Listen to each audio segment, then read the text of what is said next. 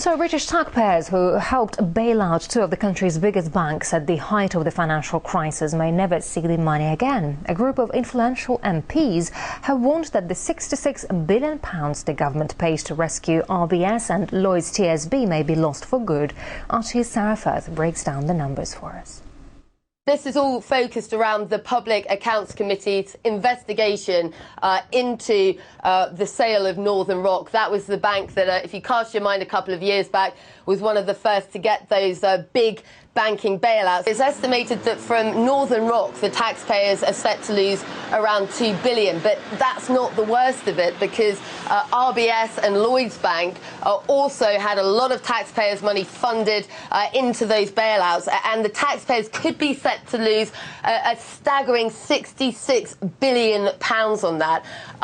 It's very, very hard to wrap your head around those figures. So we're going to try and compare it, really, the amount that was put into those bailouts to what we have in the UK at the moment, spending on social welfare, such as pensions, education, healthcare and defence. These figures coming at a time when everyone here is struggling. You know, daily we're talking to people who are really, struggling to survive in the country in the midst of this very, very tough economic times. And you've kind of got this, it was a good report, very hard-hitting report, telling us that there was a monumental collective failure, that the Treasury was unable to promptly respond because they lacked the right skills and understanding. So it really smacks a little bit of, £2 billion, sorry guys, we've lost that. A further £66 billion, our bad, we weren't quite up to the job. One of the groups that were warning at the very beginning were the Taxpayers Alliance, and I'm joined now by their campaigns manager, Robert Oxley. Thank you for joining us today. Good evening. These types of stories always make me so angry because, every day we're covering stories where people, are struggling with the living wage in the UK, there's cuts to pensions, taxes are rising all the time. And then you have this report showing that, £66 billion could be lost. I mean, it's just hugely irresponsible with taxpayers' money, no?